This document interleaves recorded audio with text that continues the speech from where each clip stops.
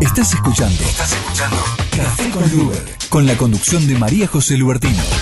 Toda la actualidad con una mirada diversa y feminista. Café con Luber, por Radio Sónica.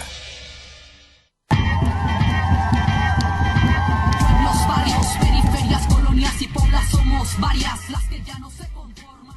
Hola, están otro lunes más compartiendo este cafecito a la distancia con amigos y amigas. Bueno, avanzamos con los vacunados y las vacunadas y avanzamos también con la vacuna argentina, así que eso nos da un poquito de esperanza, de alegría, pero también somos conscientes del contexto, de las causas que han generado esto y de que todavía no hay desde los ámbitos de la política a nivel global una conciencia clara de los cambios que debemos como humanidad llevar adelante para que estas situaciones no se vuelvan a repetir. Un poco vinculado a esto, hoy quiero darle la bienvenida a nuestro amigo Enrique Viale. Él es abogado, ecologista, y bueno, ha escrito varios libros muy importantes junto a Maristela Svampa. Ahí han formado un dúo dinámico que nos advierte de los graves temas que están ocurriendo en América Latina, en Argentina, en materia ambiental. Y bueno, le queremos dar la bienvenida porque él nos va a contar un poquito una iniciativa que están llevando adelante y que se está impulsando a nivel del sur global y especialmente de América Latina, que se llama el Pacto Ecosocial. Y para hablar con él también vamos a estar con mi compañera Lía Ramos. Ella es bióloga y también es compañera de la Red de Defensoras del Ambiente y el Buen Vivir. Así que te vamos a hacer preguntas a dos puntas, querido amigo Enrique. Gracias por estar. Contanos un poco, ¿cómo surge esta iniciativa del Pacto Ecosocial del Sur? Bueno, ¿qué tal? ¿Cómo están? Bueno, un gusto enorme, muchas gracias por haberme invitado. Vamos a poder charlar un rato sobre estas cuestiones. El Pacto Ecosocial en realidad surge al calor de la pandemia. Al principio, o cuando promediaba el año pasado, y empezamos a sufrir los primeros embates de no solo de la pandemia, sino también de la cuarentena, empezamos a ver que la naturaleza retomaba su lugar, ¿no? Estaban las imágenes de los delfines saltando en los canales de Venecia, o animales entrando a las ciudades. Bueno, una situación que generaba como algunos puntos de reflexión, y también se empezaba a pensar de qué manera íbamos a volver a la normalidad, ¿no? ¿A qué normalidad queríamos volver? Y ahí con Maristela, en junio del año pasado, justo hace un año, escribimos un artículo con reflexiones que teníamos en ese momento, donde decíamos que teníamos que, desde el subglobal, hacer un aporte a los debates que se estaban dando en el mundo, no solo sobre las causas de la pandemia, cuyos orígenes socioambientales son muy evidentes, es decir, las causas de esta pandemia están relacionadas con la degradación ambiental, la degradación de los ecosistemas, pero también para ver cómo volvíamos, ¿no? A qué normalidad volvíamos, y creíamos que debía haber un aporte desde el subglobal para no seguir siendo hablados desde el norte, ¿no? Porque se empezaba a hablar, en ese momento en Estados Unidos se está hablando hace un tiempo, no solo ahora, pero con la pandemia tomó un fuerte rebrote, el tema del Green New Deal, ¿no?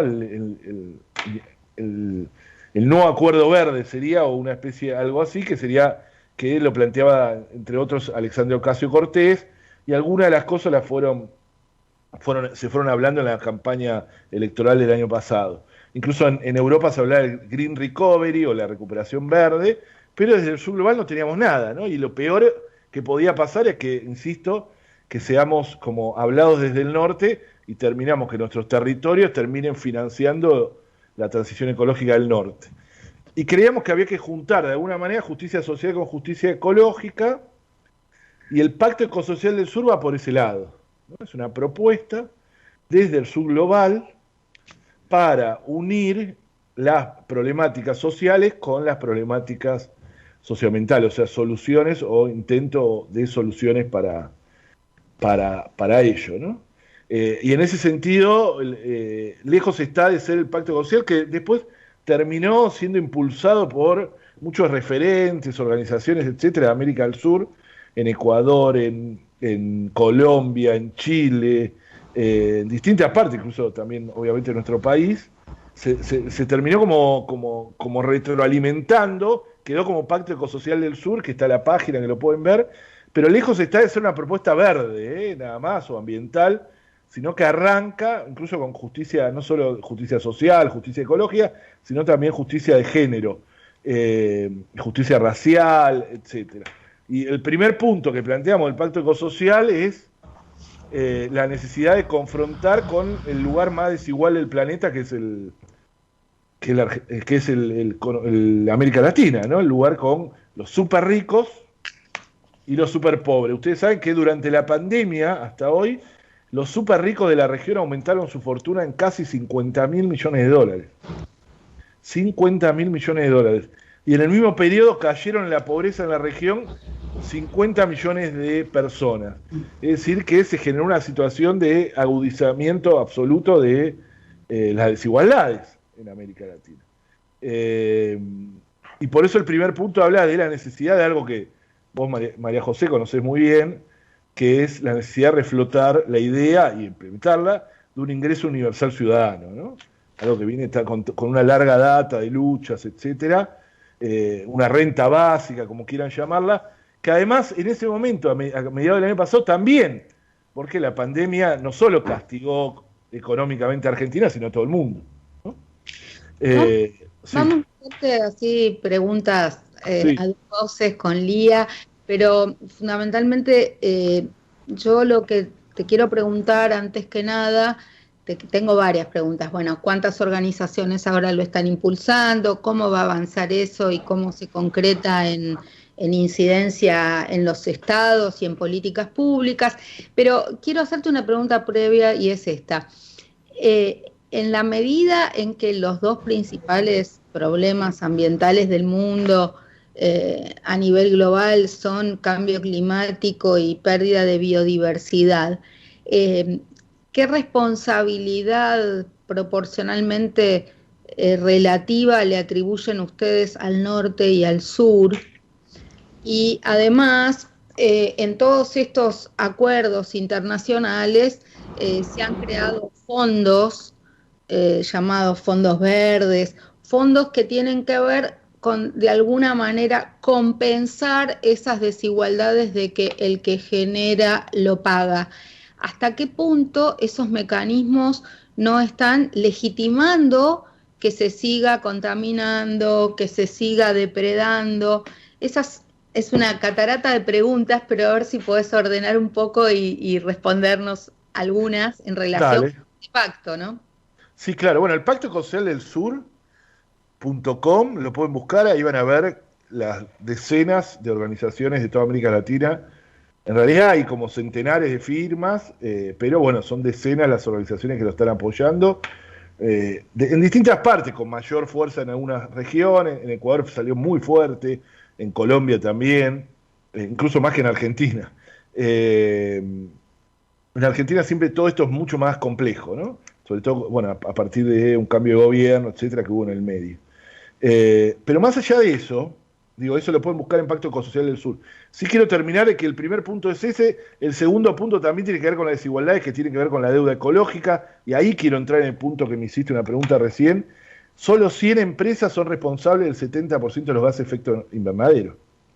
Es decir, que somos todos responsables del cambio climático, pero de manera diferenciada, ¿no? Si somos todos, nadie es, decían. Entonces eso para nosotros es muy importante. No hay posibilidad absoluta de que el planeta, o que la vida en el planeta continúe con el nivel de consumo de un estadounidense medio, por ejemplo. Sí, para ello necesitaríamos 6 planetas, ¿no? Según los cálculos. Así que es muy, muy concreto cómo el sistema en sí mismo es una gran mentira, porque para que haya alguien que consuma de esa manera, necesitamos que otro consuma mucho menos. Y incluso en la transición ecológica, ojo que eso es muy, muy importante y hay que prestarle mucha atención. La transición ecológica del norte, transición energética fundamentalmente, no puede ser a costa de nuestros territorios, que es lo que parece. Yo cada vez que anuncia Biden una medida ecológica allá, tiemblo, porque veo que el litio es el del norte argentino, y a espaldas de la sociedad, de las comunidades, de forma totalmente...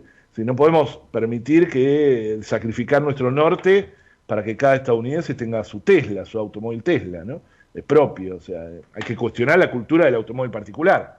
No es solo una transformación nada más de qué va a impulsar el automóvil. El norte global tiene que tener niveles de consumo mucho menores, muchísimo menores. Muchísimo, pero muchísimo, porque si no, de esta manera no podemos seguir. Bueno, hay una situación, es todo. Estados Unidos es el 20% de la población, el 20% de la... perdón, es el 4% de la población mundial y emite el 20% de los gases de efecto invernadero, ¿no? Para tener una idea de lo desigual que es la responsabilidad mundial en relación al cambio climático, incluso la crisis ecológica, la historia de América Latina relacionada con la conquista, etcétera, que también tiene una deuda. Y nosotros ahí hablamos de deuda ecológica, un concepto que cada vez se habla más, que cada vez tiene más verosimilitud, que cada vez tiene menos resistencia, ¿no? Hace muchos años, que tiene que ver con eso, ¿no? Cuando se plantea la deuda financiera, porque además la deuda financiera es muy perversa, porque la deuda financiera es la que nos hace presionar sobre nuestra naturaleza para poder conseguir divisas para pagarla, ¿no? Entonces es un círculo absolutamente vicioso. Confrontar con eso es parte también del pacto ecosocial, ¿no? Sí, yo, perdón que me meta acá, Enrique, quería retomar desde lo que venías diciendo en el principio, ¿no? Que hablábamos como una suerte de disputa de sentidos, ¿no? Y cuán importante es dar esta lucha o esta construcción de sentidos desde el sur y para el sur, ¿no? Que es un poco lo que plantea el pacto. Entonces es como urgente un poco instalar estas agendas de cambio donde se trate de construir y poner en el centro, por supuesto, las tareas de cuidado de la vida, ¿no? Y el pacto se propone como es una propuesta bien holística, ¿no? Que viene como a cruzar distintas dimensiones y entendiendo, como también entendemos las ecofeministas, que no hay diferencia entre lo social y lo ecológico, ¿no? Eso me parece que es como fundamental y que son las poblaciones como más vulneradas las que sufren los daños ambientales. Entonces existe, ¿no? Un ambientalismo popular que va a estar anclado, por supuesto, en los movimientos campesinos e indígenas y, por supuesto, movimientos urbanos, ¿no? El MTE, el Movimiento de los Trabajadores Excluidos, es un ejemplo de eso, con sus recicladores urbanas y urbanos, los movimientos feministas, y un poco quería pensar, o que nos ayudes a pensar, digamos, ¿no? Como los medios también, los medios de comunicación y las redes sociales construyen sentido, ¿no? En sentido desde un punto de vista hegemónico en ese caso. Bueno, ¿cómo hacemos para combatir un poco ese discurso que también a veces está permeado, ¿no? en cierto progresismo desarrollista que sigue apostando a esta lógica del crecimiento económico infinito, ¿no? Y al extractivismo como única salida? Bueno, ¿cómo nos pensamos en ese contexto y cómo podemos aportar desde ahí? Me parece que es importante empezar a pensarlo. Y es fundamental, ¿no? La disputa de sentidos es algo que es creo que la columna vertebral de la lucha socioambiental, no solo en Argentina, sino en la región. Es confrontar con modelos de mal desarrollo, confrontar, digo, culturalmente, ¿no? Con modelos de mal desarrollo que nos imponen como si fuese un destino. Con los consensos, ¿no? Esos consensos que no son consensos, pero que así parecieran, ¿no? El consenso de los commodities, como dice Maristela Svampa, o el consenso del fracking. Así que, como todo consenso, los consensos no se pueden discutir, ¿no? Porque unen a gobiernos y oposiciones. Si todos y todas dicen que Vaca Muerta va a ser la salvación de Argentina. Y quien ose decir algo contra Vaca Muerta será casi un hereje, ¿no? Alguien que será apedreado en una plaza pública. Y así permanentemente, ¿no? Entonces que no ose discutir el modelo de agronegocio en Argentina será prácticamente ejecutado en los medios de comunicación y en las redes sociales. Y eso pasa totalmente. Lo interesante es que esa ejecución no solo la hace las derechas o los sectores neoliberales, sino, como decías vos, también hay sectores progresistas que pretenden cancelar el ambientalismo, ¿no? Obviamente yo creo que son menores, pero que vuelven cada 2 por 3, y es como una especie de déjà vu, ¿no? Vos, María José, que tantos años también estás con esto, y de estos debates se dieron hace 20 años, 30 años, y ahora gente jovencita así, que porque tienen algunos seguidores en Twitter, creen que tienen capacidad para... Sí son funcionarios, eso es el problema, ¿no? Pero bueno, de segundo nivel o de tercer nivel, pero son funcionarios. Hay por un lado una lavada de cara cosmética, ambientalista, ecologista, en algunos sectores, de que creen que porque tienen una ONG que planta un arbolito o una ONG que promueve el uso de la bicicleta, estamos en el gran cambio ambiental. Esto se ve muy claramente en las páginas web del gobierno de la ciudad, cuando uno ve en profundidad qué están haciendo por el cambio climático. Tienen 5 ONGs que te ayudan a informarte cómo hacer un techo verde, pero ni siquiera se difunde si hay, no sé, desgravación para quien, o beneficios impositivos si pones una terraza verde. O sea, es como una cosa totalmente voluntarista. Plantá un arbolito, usá una bici y ponerte una terracita verde, como si eso fuera lo estructural, cuando sabemos que además se requieren políticas públicas en serio para la transición energética en la movilidad, para un montón de cosas. Y lo mismo nos pasa a nivel nacional, cuando en realidad lo que tendríamos que hacer, y por eso me gusta preguntarte, es, ¿ves en alguna provincia argentina alguna voluntad de cambio en un tránsito hacia un desarrollo más sostenible o sustentable? Ha habido distintos gobernadores, gobernadoras de distintos signos políticos, pero pareciera que aún en Santa Fe, gobernada por los socialistas, no hubo una transición en materia agroindustrial.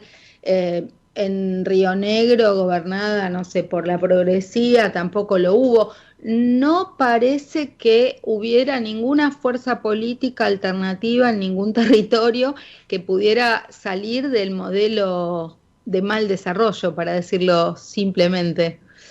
¿Qué experiencias conocés positivas, o en algún otro país de América Latina o en algún lugar concreto que por lo menos dé la pelea para un cambio? Está buena esa pregunta porque es uno de los grandes desafíos. Yo creo que hay algunas experiencias sueltas, interesantes, pero no es fácil elegir actualmente, ¿no? Digo, a un gobernador, etcétera, y mucho menos con la crisis relacionada con la pandemia del coronavirus, que pareciera que fuese una especie de carta libre para lo que sea en relación a, bueno, necesitamos dólares. Hay experiencia interesante, Gualeguaychú, no es una provincia obviamente, ¿no? Pero Gualeguaychú está haciendo cosas interesantes relacionadas con la agroecología. No solo con la agroecología, sino repensar el campo, los entornos, etcétera. Está descolonizando bastante la cabeza. Con un intendente Martín Piaggio, que juega unas lindas se juega bastante por estos temas, ¿no? Bastante, y tuvo una reelección muy grande después de eso. Algunos pensaban que iba a ser como una especie de golpe mortal en un lugar tan sojero, etcétera, y por el contrario, más allá también que Gualeguaychú es un poco la cuna de la lucha ambiental en Argentina, ¿no? Pero bueno, no es fácil, María José, la verdad que no es fácil. Me parece que en Argentina la mayoría de los gobiernos están sumidos en una emergencia que no los deja pensar, no los deja resolver. A mí me gustaría hacer alguna experiencia de ser parte del equipo de una campaña electoral de alguna candidata gobernadora proponiéndole una agenda alternativa. Por ejemplo, no sé, allí estoy trabajando en Jujuy con alguien que fue candidata a gobernadora, que ahora es diputada nacional, que ella ve los negocios del litio que han hecho algunos de su propio partido, del PJ y los radicales con Morales a la cabeza, y quisieran cuestionar esto, pero el tema es cómo ayudar nosotros a que alguien se plante en esa discusión que resulte creíble y sensatamente apelando al sentido común de los habitantes que hay un modelo alternativo a eso que pareciera ser el modelo hegemónico.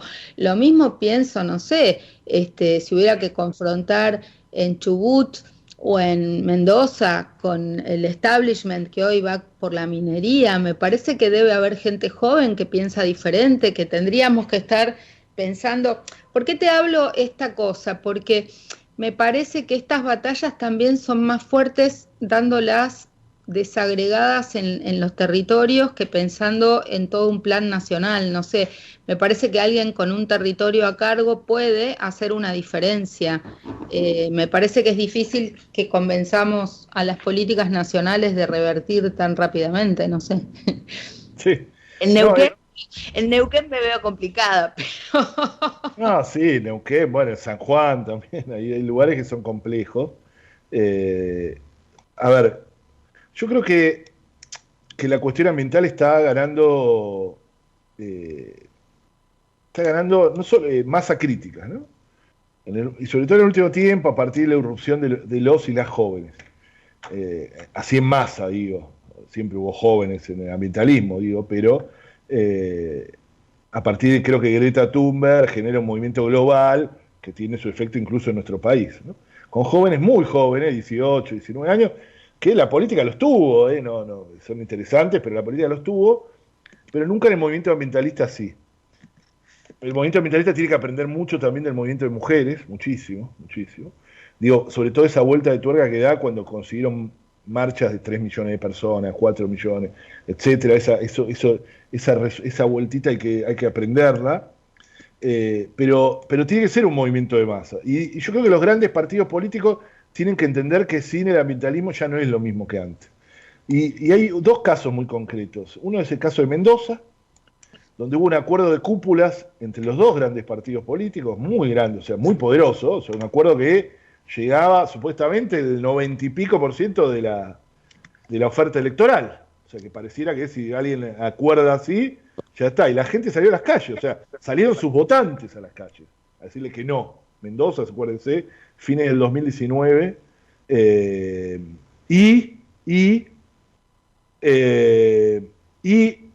Chubut también. Entonces yo de alguna manera creo, y esto tiene que ver con haber estado con Pino tantos los últimos años, hay que ambientalizar al peronismo y también hay que peronizar en parte al ambientalismo. Esa doble vuelta hay que intentar hacerla, ¿no? Digo, el peronismo se tiene que ambientalizar como lo hizo el propio Perón en 1972 con una carta increíble, y el ambientalismo, como dijiste vos, que hay un ambientalismo ahí superficial, etcétera, tiene que tener la justicia social en el corazoncito. Y sumo a lo que recién planteaba María José, el tema urbano, ¿no? Digo, el modelo urbano que estamos desarrollando y cómo nos está atravesando constantemente, digo, ¿no? Entendiendo un poco los datos que dabas, Enrique, al inicio de la concentración, ¿no? De que América Latina es un gran territorio donde concentran grandes cantidades en centros urbanos, cómo repensar, cómo volver a esa ruralidad, ¿no? Teniendo el miedo un poco de combatir eso, no es que te vas a despojar de todas tus cosas, ¿no? Cómo lograr un discurso que permita esa nueva ruralidad o esa nueva construcción de ruralidad, ¿no? También en esa disputa de sentidos. Totalmente, el pacto social tiene un punto muy grande, que es el último, que es, porque faltaba mira, el más importante ahí con María José, que me daría vergüenza no decirlo, el paradigma de los cuidados, pero eso bueno, lo dicen ustedes, y el último punto que es la transición socioecológica radical. La transición socioecológica radical incluye el tema de las ciudades.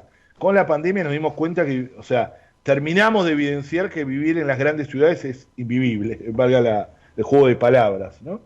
Nos han metido en departamentos más chicos, contrafrente, sin contacto ninguno con la naturaleza, sin espacios verdes, como la ciudad de Buenos Aires, estoy diciendo, donde tuvimos que estar encerrados varios meses, mucha gente sin ningún contacto con la naturaleza, literalmente, porque ni siquiera un rayo de sol, me acuerdo cuando los primeros días que abrieron la cuarentena decían a 300 metros, y está millones de personas en la ciudad de Buenos Aires no tienen a 300 metros un espacio verde de su casa, o sea que tenían que incumplir la norma si querían llegar a un espacio verde. Bueno, todo lo que pasó con Costa Salguero, etcétera, que nosotros decimos hay que salvajizar la ciudad, hay que ruralizar la urbanidad. Es decir, hay que meter la naturaleza, que la naturaleza crezca, empezar a tener contacto con ella. Hay que hacer un cambio drástico en espacios verdes. Hay que volver a reconciliar con el Río de la Plata. Bueno, tenemos un montón de cosas para hacer en la ciudad y hay que confrontar con la dictadura del automóvil. Eso no hay que tener miedo, ¿no? Todo lo contrario a lo que hace Larreta, les digo, perdón que me anticipo, pero que dejó por primera vez en 100 años de construir subterráneo, que entrega los espacios verdes, que entrega la costanera, etc. Hay que hacer un espacio... las grandes ciudades del mundo, las grandes no, las que mejor se viven, porque las grandes ciudades lamentablemente las tenemos en América Latina, las ciudades invivibles, ¿no? El Gran Buenos Aires, San Pablo, Bogotá, México. En Europa las ciudades son mucho más otra escala, ¿no? Ya que tienen algunos bastantes habitantes. Pero la revolución que se dieron en esas ciudades por la pandemia, París, por ejemplo, que era una ciudad absolutamente dedicada al automóvil también, dio un vuelco total. Y miren videos que hay con miles de personas, millones de personas que salieron a las calles con la bicicleta. Hay que retomar los lugares, hay que hacer más espacios verdes, etcétera. Tenemos que reconciliarnos con la naturaleza. Quique, te agradecemos muchísimo que nos hayas acompañado. Cumplimos nuestra palabra de liberarte para que vayas a buscar a tu hijo. La vida de ahora, la vida de los cuidados, ¿no? Vos sabés. Está muy bien. ¿Cómo hace la gente para contactarte o para contactar al Pacto Ecosocial, si quiere adherir, si quiere apoyar, si quiere difundir? Bueno, pactoecosocialdelsur.com, pactoecosocialdelsur.com, y ahí hay la forma de comunicarse. Y conmigo me pueden seguir en Instagram, @enrique.viale, @enrique.viale o @enriqueviale en Twitter. Bueno, y ahora vemos que también estás colega en sí, la con los jóvenes los días sábados, si querés pasar tu aviso. Sí, dale, genial. Los sábados a las 16 horas, de 16 a 18, tenemos el programa Permitido Pisar el Pasto, que tiene que ver con esto que hablamos, ¿no? Justamente permitido. Junto a Les Jóvenes, tanto Bruno Rodríguez como Nicky Becker, que son de Jóvenes por el Clima, ¿no? Bueno, buenísimo, Quique. Nos estaremos viendo aquí, allá o más allá, o virtualmente si la pandemia no nos permite de otra forma, pero estamos en la lucha, ¿eh? Muchísimas gracias y seguimos con más Ecofeministas y Café con Lugar. Chao, hasta la próxima. Gracias. Estás escuchando Café con Lugar, con la conducción de María José Lubertino. Toda la actualidad con una mirada diversa y feminista. Café con Lugar, por Radio Sónica. El futuro de la comunicación es hoy. El momento es ahora. Radio Sónica, la radio más escuchada de Internet.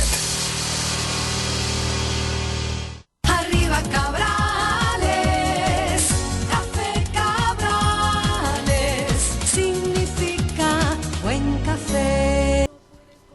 Hola Claudio, ¿cómo estás? Bueno, esperamos verte. Gracias por acompañarnos. Y ahora en este bloque vamos a hablar de consumidores, consumidoras y bueno, con una entrevista con Claudio Boada, que siempre nos acompaña para hablar de estos temas. Estamos en un momento difícil con la pandemia y bueno, aumentan precios, hay algunas cosas complejas, pero seguimos en la lucha y el gobierno nacional lanzó un nuevo programa que se llama Súper Cerca, ¿verdad? ¿En qué consiste este programa? Exactamente. Bueno, este programa es un programa complementario de precios cuidados, porque nosotros tenemos que, en las grandes cadenas tenemos el programa de precios cuidados, el cual no desaparece, y esto se complementa con Súper Cerca, que es un listado de 70 productos que ya se están vendiendo en los supermercados de cercanía y los negocios de cercanía, lo que nosotros decimos supermercados chinos, lo que decimos almacenes de barrio. Y entonces ahí podríamos encontrar también, digamos, no la contracara, pero mirándonos un espejo de precios cuidados, vamos a encontrar Súper Cerca en los negocios chinos. y demás negocios de barrio.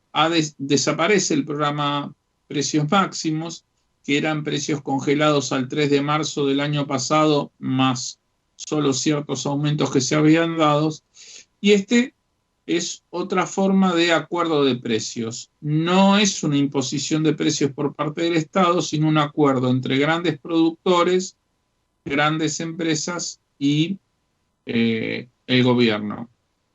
Y una de las diferencias... Estos súper cerca quiere decir que los 70 productos van a estar en los negocios de cercanía al precio... En todo el país. Al precio de los súper. O sea, los supermercados normalmente son más baratos que los negocios de cercanía. Exactamente. Porque, la distribución les cobra de manera diferenciada, porque... Sí. No son idénticos productos lo de precios cuidados a los de súper cerca. Tienen cierta similitud en cuanto a categoría y en cuanto a importancia.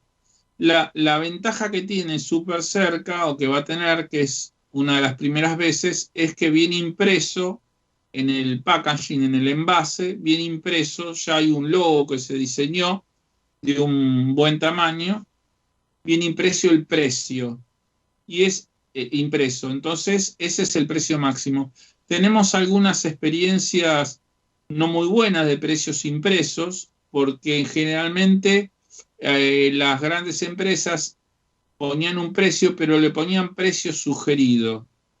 Entonces el negocio de barrio te decía, no, ese es el que el fabricante dice, pero a mí me llega un precio que no puedo. Bueno, acá es distinto. No es ese precio sugerido, este precio es el precio de venta. Como si habláramos de la marquilla de cigarrillos, que tiene un precio fijo, o tendríamos que pensar algún otro producto que existió donde el precio impreso es el precio que te cobran. Acá van a ser 70 productos, algunos de alimentos, bebidas, siempre estamos en los mismos rubros, ¿no? Alimentos, bebidas, higiene y limpieza. No incluye precios, productos frescos, por ejemplo, verduras ni carne, que es muy difícil llegar a acuerdos de precios. ¿Por qué los precios no están marcados en el total de los productos? Porque la verdad que nada justifica las permanentes remarcaciones.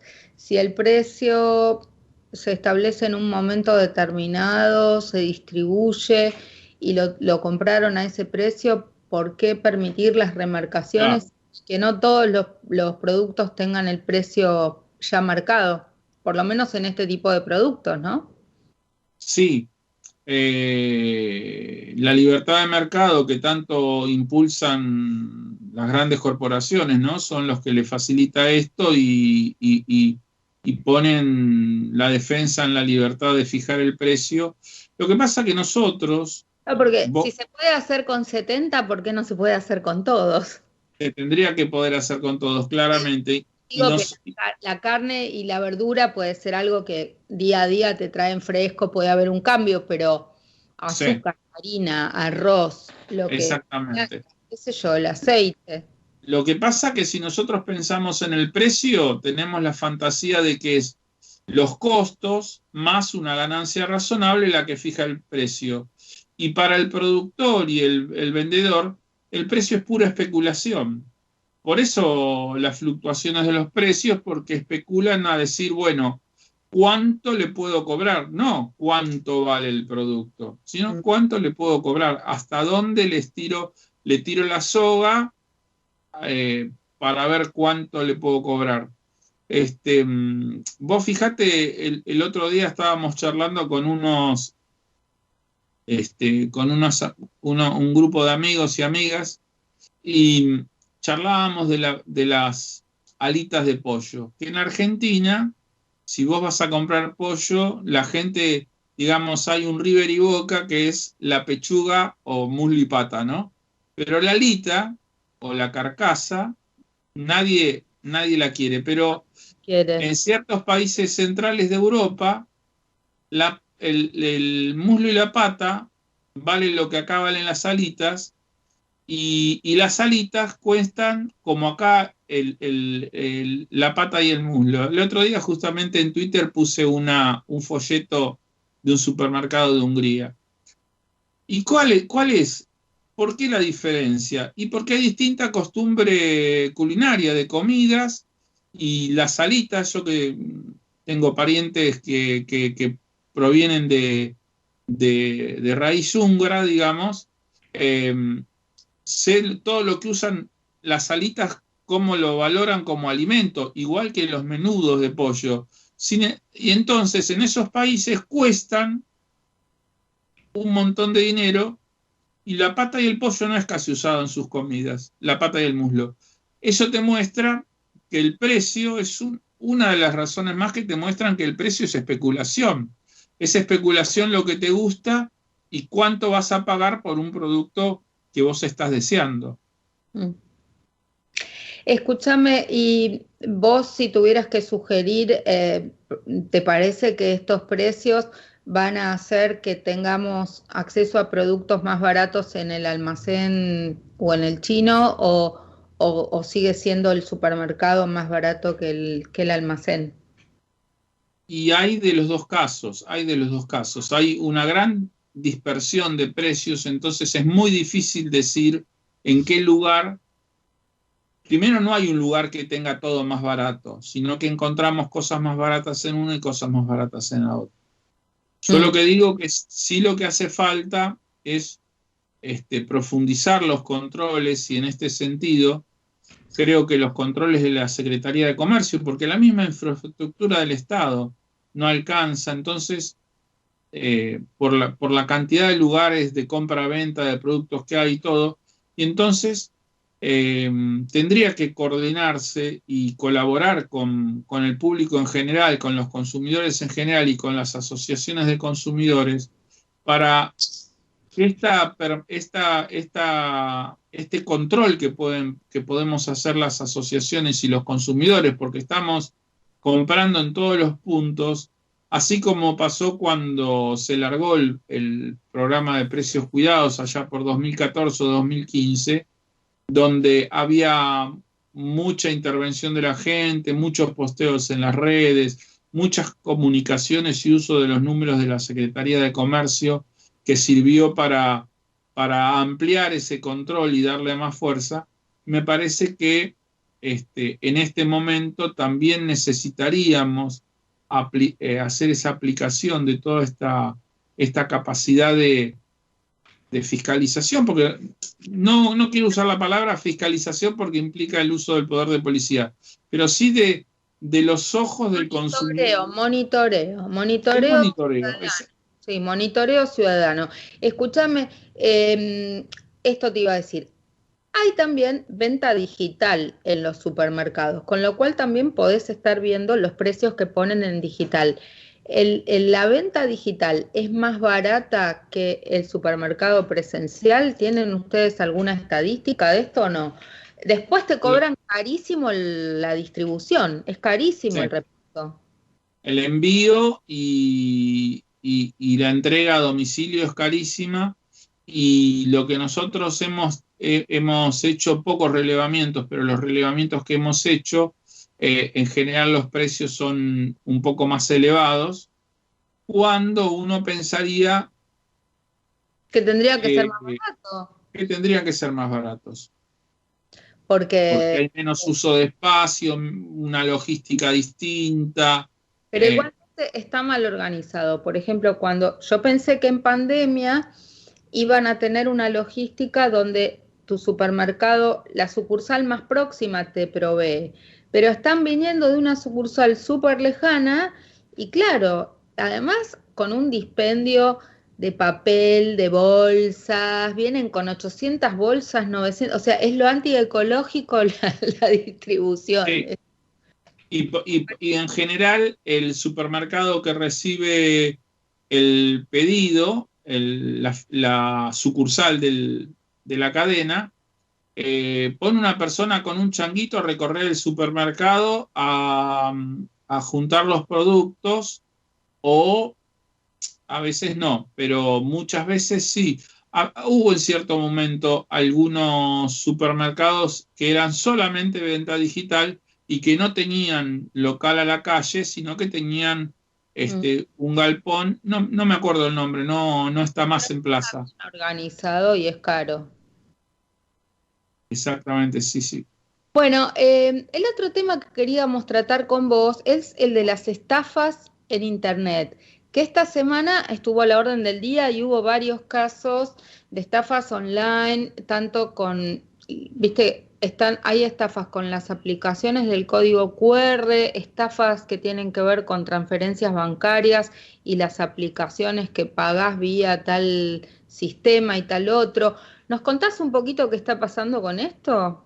Mira, nosotros las denuncias que más recibimos muchas denuncias, ¿no? Desde los sistemas por Mercado Pago, pero los que más recibimos son la captura de los códigos de los home banking y el uso del home banking para hacer compras primero y después para sacar un crédito, los que son los créditos preacordados, y transferirse automáticamente la plata. Estos son la mayor cantidad de casos que tenemos de estos. ¿Tenés algún problema con la cuenta del banco? Lamentablemente los bancos también te dicen a vos, entrá por las redes, que nosotros contestamos en las redes. Nosotros hicimos sobre 4 o 5 bancos principales y hay en las redes Facebook de truchos y Facebook verdaderos. Entonces vos dejás un mensaje en Facebook. Por otro lado, muchos de estos mensajes no están encriptados, así que son fáciles de seguir, y te llaman por teléfono y te dicen: te llamo del banco, vos dejaste un mensaje así. ¿Qué banco te pide que hables por Facebook? ¿Qué banco te pide que hables por Facebook? El Banco Facebook? Ciudad, por ejemplo. Pero es una locura, es una Claro locura. que sí. O sea, Claro lo lógico es que vos hables en chat a través de tu propio home banking, hay un chat de banking, o que puedas tener un WhatsApp de tu agente, pero me parece que mensajes por Facebook o por Twitter es un disparate, porque además la gente sabe que te estás contactando con el banco, te pueden llamar para cualquier cosa. Un disparate. Sí. Es muy usual, te piden, por ejemplo, el Banco Ciudad te lo piden continuamente, y yo creo que la necesidad de las velocidades de las operaciones y la pandemia provocó que se busquen canales alternativos, pero esos canales alternativos tienen dos cuestiones. Por el lado del banco, baja los niveles de seguridad, y eso, desde la Constitución misma, dice que uno de los derechos de los usuarios es la protección y de sus intereses, ¿no? O sea, estamos hablando de intereses económicos y también la protección de la salud, por supuesto, pero también de temas de sus intereses económicos. Eso por un lado. Y por otro lado, nosotros como usuarios nos acostumbramos, porque hay tantas miles de operaciones que hacemos que nos resulta mucho más cómodo, y aflojamos en las precauciones, porque nosotros vemos eso también del lado de los usuarios. Por eso les advertimos: cuando uno tiene un conflicto o un problema, para solucionarlo, en vez de aflojar en las precauciones y decir, bárbaro, ya lo solucioné, me lo saqué de encima, tenés que recapacitar y poner un poquito más de límites, porque hay siempre grupos delincuentes a la pesca de la situación esta para convencerte. Tienen una fluidez, una forma de hablar muy, muy eficaz, y te terminan pidiendo los códigos. Y vos entregás los códigos y después te das cuenta. Entonces, resulta que hacen compras desde tu home banking, hacen uso como si tuvieran tu tarjeta de crédito. Y además, se conceden a sí mismos, lo piden, porque hay muchos bancos que tienen en el home banking, dice un botón que dice crédito preacordado. El banco ya estudió tus condiciones, tu patrimonio, si tenés una relación de dependencia. Parece que es una re macana. Hay varias cosas. Por ejemplo, viste que te dan puntos, pero entonces vos podés entrar y pedir la cosa sorpresa, no sé qué. Entonces, ese tipo de banners que aparecen deberían estar prohibidos, ¿viste? Porque vos a veces apurado y sobre todo en el celular, tratás de pasar a otra cosa y para cerrar una pantalla la pifiás con el dedo y metiste OK. Totalmente. Lo mismo, a ver, me indigna que me den una tarjeta de crédito si yo no la pedí. Me llamaron 20 veces del Banco Nación para decirme, está para que retires tu tarjeta de crédito Visa. Y le digo, no quiero tener otra tarjeta más, nunca la pedí. ¿Por qué tienen una tarjeta mía dando vueltas si yo no la pedí? Lo mismo que los créditos preacordados, ¿viste? Ah, no, tiene que venir al banco para decir que no quiere la tarjeta. Pero la pucha, ¿cómo? ¿Me entendés? Es un horror. Aparte, la ley de tarjeta de créditos es tan taxativa en eso, de la prohibición de emitir una tarjeta sin la autorización expresa, y el banco lo da vuelta por una cuestión de que usan la emisión de la tarjeta como publicidad y buscan imponerte, bueno, ya tengo la tarjeta, la pido. Te dicen, es gratis el primer año. Claro, es gratis el primer año, pero el segundo me vas a cobrar y un año pasa volando. ¿Y para qué quiero otra tarjeta? Si estoy bien con las tarjetas que tengo, ¿para qué voy a querer otra tarjeta más que implica gastos de envío? Viste que hay como unos gastos fijos que son un montón además. No sé. Nosotros lo que decimos a la gente es que tengan mayor precauciones. Que si no piensa usar los créditos preacordados, le pide al banco por nota que lo suprimen de su home banking. Porque ¿qué pasa? Te capturan te capturan los datos, hacen operaciones y vos, aparte de deber lo que compraron con tu tarjeta, que generalmente son electrodomésticos, productos de que tienen buen precio de reventa o que se pueden vender rápidamente, aparte sacan un crédito, 300, 400 mil pesos, más o menos esos son los niveles. Como es preacordado, es automática la aparición en tu cuenta, y hacen una transferencia a un tercero. Generalmente usan el nombre, le robaron el nombre a alguien, hacen una identidad, el uso de identidad de alguien, y de ahí se lo mandan a otro lado y bueno, la plata desapareció. Entonces, hicieron esta jugarreta y vos te quedás con que tenés que pagar elementos que compraron con tu tarjeta y además tenés una deuda de pagar a tantos meses un crédito que vos no habías solicitado. Esta operatoria la vimos por miles. Como también estuvimos charlando con varias asociaciones latinoamericanas, está pasando en todos lados. En la República Dominicana prohibieron específicamente que los bancos puedan hacer vía internet cualquier operación si no prueban que tuvieron el consentimiento preciso y concreto por parte del usuario. Es como que el banco siempre va a tener que demostrar que no fuiste vos, al revés de lo que pasa. Invierte en la carga de la prueba. Que cuando haces una operación telefónica te graban para que vos digas, estoy de acuerdo con que transfieras, con que saques, con que pongas, pero bueno, eso se graba. En principio ahí está el consentimiento, si no, no. Sí. Tendrían que estar las grabaciones, pero es muy difícil lograrlas. Recién hablábamos del Banco Ciudad. El Banco Ciudad tiene un dispositivo también, una de cal y una de arena, ¿no? Donde vos tenés conectada tu tarjeta a tu celular, a tu mail, y entonces, casi todos tenemos el mail en el celular. Cada vez que se abre el home banking en algún lado, te avisan, te mandan un mail. Se abrió el home banking, ¿viste? Lo hiciste en un teléfono y te aparece en la Facebook. Y por otro lado, si vos hiciste una operación, te avisan automáticamente. Entonces vos te das cuenta que si están haciendo una operación que vos no la autorizaste o vos no la quisiste hacer, al toque te das cuenta que hay una operación. O sea, ese es un dispositivo que le agrega seguridad, digamos, a tu operación. Si la hicieron, llamás, pero ya la hicieron. Bueno, pero hay formas en forma inmediata, primero, bloquear. Es más fácil bloquear, primero, y segundo, que generalmente las operaciones no son una operación única, sino que son varias operaciones seguidas. Eso si lográs que te atienda el banco.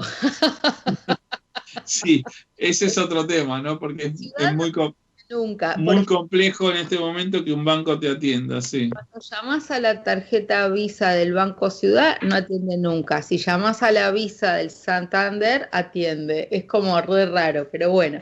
Bueno, querido Claudio, te agradezco muchísimo que nos hayas acompañado hoy y seguimos trabajando juntos en defensa de usuarios y consumidores.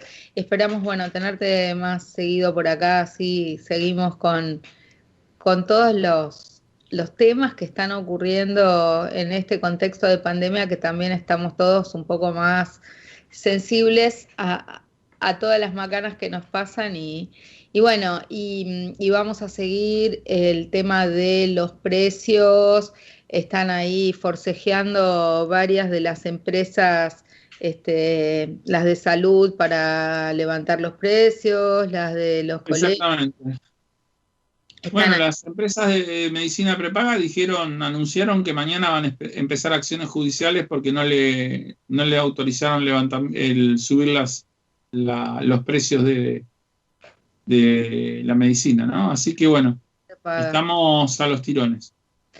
Bueno, muchísimas gracias y nos vemos la próxima. Gracias, Claudio. Por favor, gracias a vos, María José, hasta pronto. Bueno, y seguimos con más Café con Luber, yo contándoles que seguimos con nuestro proyecto de Mujeres Cuidadoras a una ciudad que nos cuide a todos, que estuvimos esta semana en un taller fantástico hablando de economía de cuidados, urbanismo feminista y un taller que aterrizó la infraestructura de cuidados en la Comuna 13, que es Belgrano, Núñez y Colegiales. Podés encontrar en nuestro Twitter, en nuestro Facebook, en nuestro YouTube el link en www.acdh.org.ar, que es la página web de la Asociación Ciudadana por los Derechos Humanos. Ahí en Ciudad Cuidadora encontrás ya los 4 primeros talleres. Y este sábado nos encontramos para hablar sobre diversidad sexual y cuidados, también infraestructura de cuidados para niños, niñas y adolescentes, y vamos a aterrizar en territorio de la Comuna 14 de Palermo. Así que si querés, te sumás en Instagram, en Twitter, en Facebook, tenés todos los datos de dónde encontrarnos y cómo inscribirte en el programa de Mujeres Cuidadoras a una ciudad que nos cuide a todos. Y también los programas que hicimos aquí en Radio Sónica dedicados a este tema están en nuestra página web de la Asociación Ciudadana por los Derechos Humanos. Y vamos a seguir todo el año, por lo menos hasta septiembre, con estos talleres en cada uno de los barrios. La idea es monitorear dónde faltan vacantes en las escuelas, por qué no hay escuelas de doble jornada en la ciudad de Buenos Aires, en qué barrios faltan escuelas secundarias, dónde faltan centros para adultos y adultas mayores, centros de día, dónde falta apoyatura o accesibilidad para las personas con discapacidad. Y también vamos a abordar toda la temática de las personas cuidadoras, que en general, dada la inequitativa distribución de las tareas, somos mayoritariamente mujeres que cuidamos los adultos y adultas mayores, mujeres que cuidamos a las niñas y a veces mujeres que trabajan como trabajadoras de casas particulares o trabajadoras cuidadoras y que no tienen todos los derechos reconocidos. Así que de estos temas es que vamos a estar trabajando de acá a septiembre y bueno, estamos terminando nuestra Escuela Feminista Popular de Jujuy, que estuvimos muy exitosamente varios meses allí con la Escuela Feminista Popular y ahora estamos arrancando un nuevo proyecto para mujeres migrantes para prevenir la violencia de género y sobre todo para defender sus derechos laborales. Así que les vamos a estar contando más en los próximos programas. Estamos muy entusiasmadas porque la idea es armar una red de mujeres migrantes en Argentina, desde Jujuy a Tierra del Fuego, y bueno, ya estamos trabajando en eso. Así que nos despedimos hasta nuestro próximo programa, el lunes a las 15, los esperamos acá en Café con Luber. Gracias Radio Sónica, Maxi, Jonathan y Hernán en la técnica, Flor, por permitirnos compartir esto que desde hace 6 años hacemos para llevarles información sobre los derechos humanos con una perspectiva ecofeminista y sobre todo con temas de fondo más allá de los temas de actualidad. Así que bueno, nos seguimos cuidando y seguimos en la continuidad informativa de Radio Sónica. Chau y hasta la semana que viene, nos vemos.